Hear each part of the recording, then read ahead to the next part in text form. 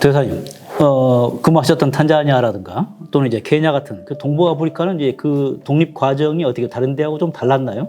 뭐 이디오피아 같은 경우는 좀 특이한 케이스였고요. 네, 그렇죠. 이제 이 아프리카 55개 국가 중에서 이제 이 식민지 지배를 안 받은 나라가 두 나라인데, 서부 아프리카의 라이베리아, 네. 그리고 이제 동부 아프리카는 에티오피아입니다. 그 이외 모든 국가들은 다 식민지 지배를 받았고요. 이 동부 아프리카도 이 해방되는 게 좀 다른 지역과 특징이 있습니다. 이 동부 아프리카는 현재 한 14개 국가들로 이제 구성이 되어 있고요. 인구는 한 4억 한 6천만 명 정도 되는 아주 중요한 지역입니다. 인도양을 끼고 있고요. 그 다음에 동부 아프리카 이야기를 제가 말씀드리면 이제 우리가 잘 아는 이제 소말리아 해적권 등 이게 이제 아덴만 지역이죠. 아덴만 지역에서 홍해를 통해서 이 수에즈 운하를 통과해서 지중해로 빠지는 세계적인 전략적인 요충지입니다. 그러다 보니까 고대부터 이제 현재까지 이 동부 아프리카, 특히 에티오피아, 지부티, 에리트리아 그리고 소말리아, 아프리카 뿔 지역이라. 그렇죠. 아프리카 뿔 지역은 아주 그 전략적인 요충지로서 하나의 강대국들의 이 침략이 많았던 지역이고 복잡한 하나의 지역입니다. 그래서 동부 아프리카 같은 경우는 이 탄자니아, 케냐는 1960년도에 이제 영국 식민지에서 독립을 했고요. 부룬디는 물론 이게 동부 아프리카보다는 이 중앙 아프리카입니다. 중부 아프리카 쪽으로 봅니다만, 루안다는 벨기움에서 이제 독립을 1960년도에 했습니다. 그런데 이제 최근에 이 독립한 게 남수단이죠. 남수단은 2011년도 수단에서 분리 독립. 그래서 55개국이 된 겁니다. 예, 됐습니다. 그 다음에 이 에리트리아는 1993년도에 에티오피아로부터 독립을 했고, 그 다음에 이제 조금 국가로서 승인을 못 받고 있는 소말랜드가 있는데, 소말라랜드에 소말리아가 있고 소말라랜드가 있습니다. 예, 이게 좀 복잡한데, 이 소말리아랜드는 옛날에 영국의 식민지였습니다. 지금 소말리아는 이태리 식민지였습니다. 아까처럼 지중학주로 중요하니까 그 지역을 두고 서로 나눠먹게 거죠. 지부티는 프랑스 식민지였고요. 에리트리아. 그렇죠. 에리트리아도 그때 이제 이 리비아, 이집트 식민지였습니다. 이게. 그런데 이 복잡하게 서로 얽히다 보니까 독립하는 과정에서도 쉽게 안 되는 겁니다. 그래서 이제 제가 말씀드린 것처럼 에리트리아가 에티오피아로부터 독립을 하면서 전쟁도 많았고요. 그 다음에 특히 이제 소말리아 이야기입니다. 소말리아가 이 오가단 지역이 있습니다. 소말리아의 오가덴 지역이 있는데, 오가덴 지역에 그거에 지금 어떻게 됐냐 하면 케냐하고 소말리아하고 그 다음에 에티오피아가 서로 이렇게 이제 공유를 하고 있습니다. 그런데 옛날 기록에 따르면 그 땅은 지금 오가덴 땅은 소말리아 땅이었대요. 그런데 이제 그게 식민지 독립하는 과정에서 영국이 이렇게 분리해서 이제 땅을 나눠준 거죠. 하면 국경선 분쟁이 아주 있던 그런 지역입니다. 그래서 1978년도에 이 소말리아가 자기 땅을 회복하겠다, 오가덴 지역을 하면서 이제 에티오피아하고 전쟁이 시작이 됩니다. 에티오피아 전쟁이 시작이 되는데 이것도 큰 하나의 분쟁인데요. 1978년도에 시작이 됩니다. 이게 제가 말씀드리고 싶은 것은 에티오피아는 당시 이제 이 사회주의 국가였고요. 맹기스트 사회주의 국가였고 소말리아도 사회주의 국가였습니다. 둘 다 이제 소련이 지원을 편을 들지는 못하겠네요, 소련이. 그래서 결국은 소련이 에티오피아 쪽을 지원을 선택을 하고 소말리아를 버립니다. 이 소말리아가 갈 데가 없으니까 미국 쪽에 붙은 거죠. 자, 미국은 1974년도까지 에티오피아에 있다가 쫓겨나게 되죠. 어떤 의미에서는. 왜냐하면 이제 그때까지는 하일레 셀라시에 황제가 에티오피아를 지배했는데 1974년도에 맹기스투 소련이 쿠데타로 해서 그 왕정을 없애버립니다. 그러다 보니까 이제 이 맹기스투 사회주의 정권이 이제 들어서면서 자기가 이제 사회주의를 계속 시행하려고 하는데 애로사항이 많고, 그러다 보니 미국으로부터 지원받기도 힘들고, 예. 결국은 이제 소련 쪽하고 손을 잡게 됩니다. 그렇죠. 그것은 이제 전쟁이 1978년도 이제 발생하니까, 예. 이때 소말리아도 소련 보고 지원 달라고 했고, 에티오피아도 이제 지원 달라고 했는데, 결국은 소련은 소말리아를 버리고 에티오피아를 이제 선택하게 됐습니다. 근데 이 에티오피아에 대해서 이 소련이 약 70억 달러 정도 지원을 했습니다. 이 큰 액수죠. 큰 액수죠. 예, 큰 액수입니다. 정말 70억 달러 등. 그리고 쿠바가 네. 16,000명의 병력을 파견을 하게 됩니다. 아. 결국은 이제 16,000명의 병력이 이 70억 달러의 지원을 받은 돈으로 싸움을 하게 되는 이제 그런 구조죠.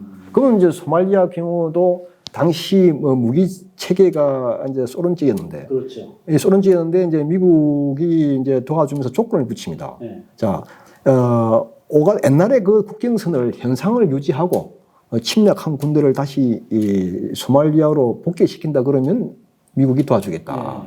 네. 그리고 에티오피아에 대해서도 더 이상 소말리아를 침공하지 말라. 그러면서 이제 평화 협상을 하면서 이제 해결이 되는 그런 경우입니다만은 이 에티오피아와 소말리아의 이 전쟁은 이게 한전 아프리카의 전형적인 전쟁이었습니다. 첫 번째는 유럽 종주국들이 국경선을 잘못 그어서 생긴 하나의 현상이고요. 두 번째는 지정학적으로 중요한 것이고, 그리고 이제 세 번째는 미국과 한마디로 이제 소련 간의 대리 전쟁이었고, 그 다음에 이제 아랍이 개입을 하게 됩니다. 아랍이 이제 에리트리아 지역을 많이 지원해주죠. 에리트리아 지원해주는 이유가 에리트리아는 이슬람 세력이 강하고요. 그 다음에 이제 에티오피아는 그래도 에티오피아 정교, 기독교가 좀 강세죠. 유대교도 있다고 그러고. 예, 유대교도 있었습니다. 에티오피아에 그때 유대인들이 한 2만 명 정도로 추산을 합니다. 근데 솔로몬의 후손들입니까? 시바 여왕. 아마 그런 거 이제 추정을 합니다만은, 재미난 이야기가 1978년도에 이제 에티오피아와 소말리아 전쟁이 있을 때 평화 협상을 하는 중에 하나 그 조건이 미국이 제시한 게 그 에티오피아에 있는 유태인을 이스라엘로 무사히 복귀시켜 준다면 평화 협상이 좀 더 잘 될 수가 있다. 이런 식으로 유도해 나가죠. 그래서 당시에 제가 알기로는 18,000명의 유태인이 이스라엘로 이제 돌아간 걸로. 본인들을 자발적으로. 예, 이제 그때 이제 이스라엘 정부가 적극적으로 그분들을 이제 데려갔죠. 에티오피아 정부가 동의를 했고. 에티오피아는 어떻게 보면은 그 예전에는 뭐 그 솔로몬과 시바 여왕 그런 저 이야기의 하나의 뭐 그 시바 여왕의 출발지가 거기였다고, 왕국이 있었다고 그런 얘기도 있고, 그 다음에 또 이러지 않습니까? 저 유럽인들이 아프리카에 이제 그 선교사들 파견하면서 종교적인 그 인물을 가지고 또 유럽인들이 아프리카 갈 때 기독교가 이제 기독교 국왕이 다스리는 그 이 땅이 있다. 그래서 거기를 찾아라. 하는데 결과적으로 가서 에티오피아에 갔다는 그런 이야기도 들리는 것 같아요. 그렇죠. 당시 이제 오스만 터키가 이집트를 장악한 다음에 그때 16세기죠. 그 에티오피아를 장악하려고 이제 군대를 파병을 합니다. 그러니까 에티오피아에서는 포르투갈 측에다가 군대를 요청합니다.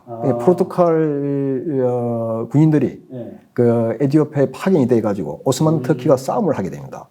그래서 오스만 터키를 이제 쫓겨내죠.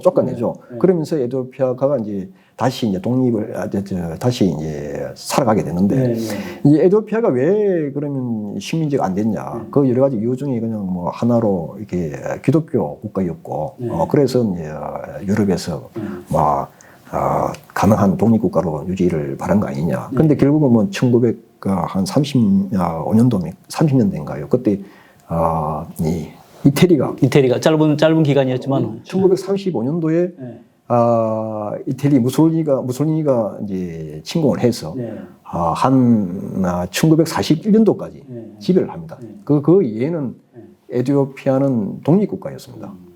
독특한 하나의 그런 국가고요. 뭐 잘 아시겠지만 6.25 때 우리나라에 참전 셀라시아 문제 때 보낸 건가요? 그렇죠.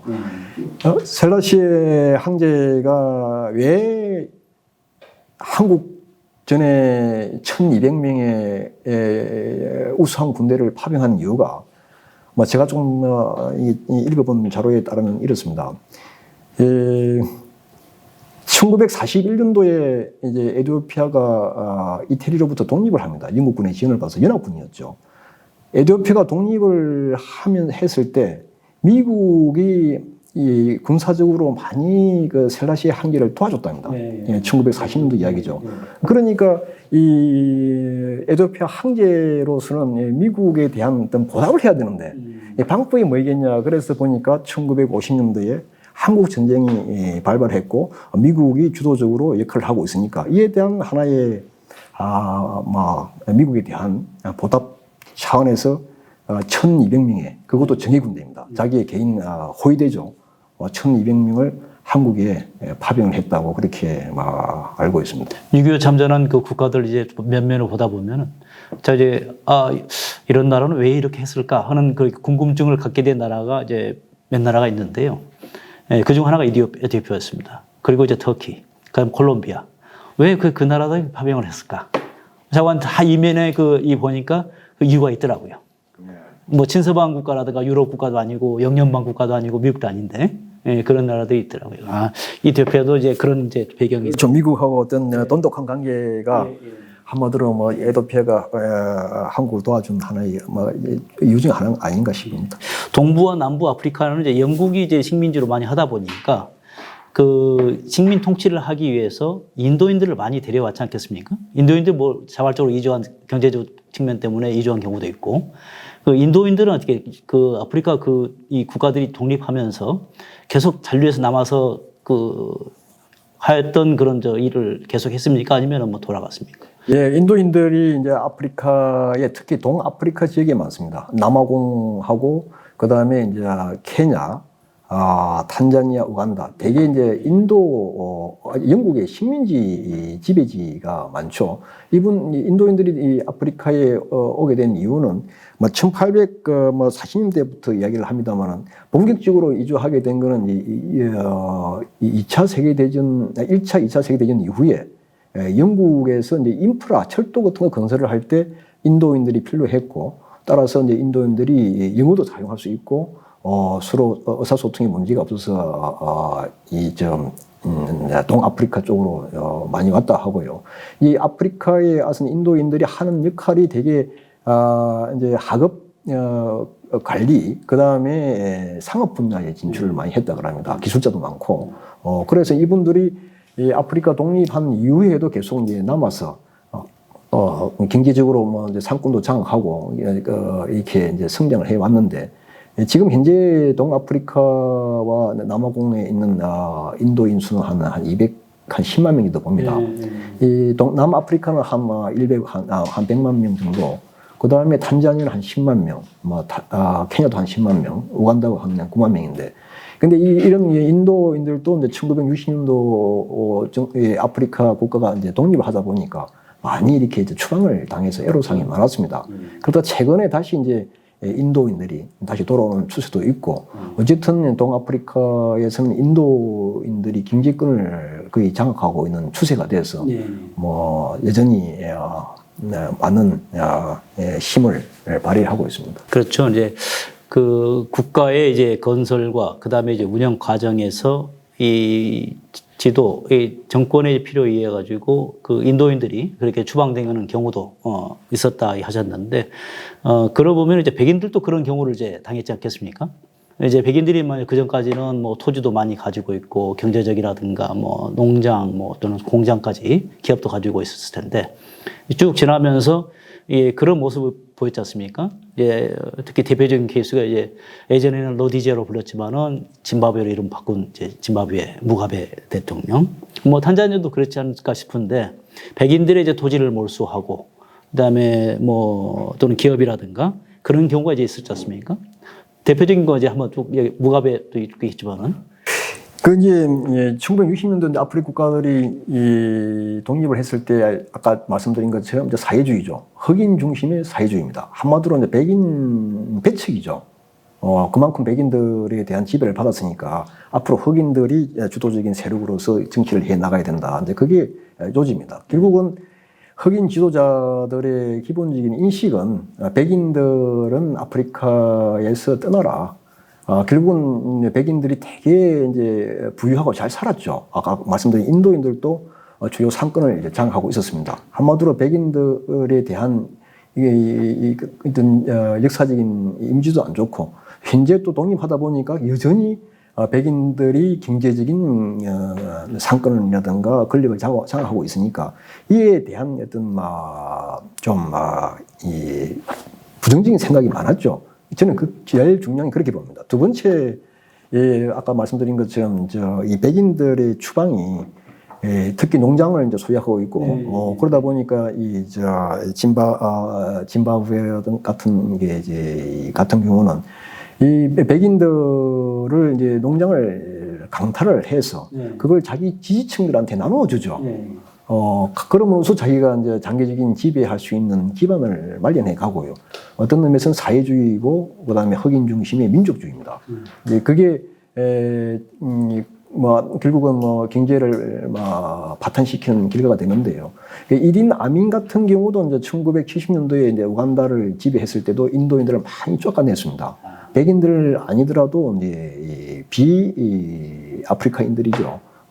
그리고 이 탄자니아 같은 경우도 제가 말씀드린 것처럼 사회주의를 했던 여러 목적 중에 하나가 결국은 백인들에 대한 하나의 이 경제권을 흑인이 뺏기 위한 하나의 그런 수단이 아니었는가 생각을 합니다. 그래서 이게 이제 이 백인들이 이 추방을 당하면서 결국은 참 다시 악순이 됩니다만 또 하나의 인종 차별을 받게 되는 경우가 되었습니다. 결과적으로 이제 백인들의 토지라든가 경제권을 이 재산을 이제 몰수하면서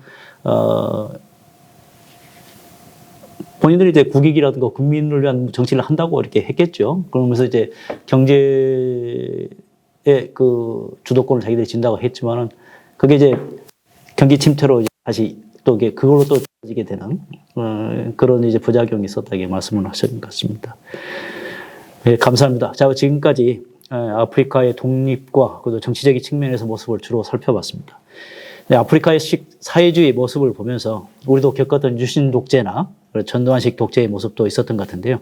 대체적으로 이제 아프리카 독재의 특징은 독립을 위해 앞장서 투쟁했던 지도자에 의한 가부장적인 독재, 전체 국가 차원보다는 부족 중심의 국가 운영, 집권 세력 중심의 국가 사유화 등으로 특징을 지어볼 수 있지 않을까 그런 생각이 듭니다. 아프리카에서도 21세기에 들어와 대사님이 이제 중간에 말씀하셨지만은 정치적인 측면이라든가 경제적인 측면에서 많은 변화가 되고 있습니다. 젊은 정치 지도자들이 나와서 하나의 변화의 흐름도 보이고 있고, 이제 어떻게 보면은 이제 좋은 모습, 밝은 이제 아프리카의 모습이 보이지 않을까 싶습니다. 4부 시간에는 또 이제 경제적인 측면, 경제 분야에서 과연 아프리카가 어떤 모습을 보이고 있는지, 경제가 발전하지 못하고 부진한 이유가 뭐였고, 그리고 앞으로 또 보여주고 있는 변화의 모습이 어떤지 그런 것을 한번 들여다보는 시간을 갖도록 하겠습니다. 다음 시간에도 대사님 잘 부탁드리겠습니다. 네, 감사합니다. 시청해주셔서 감사합니다. 외교관 TV였습니다.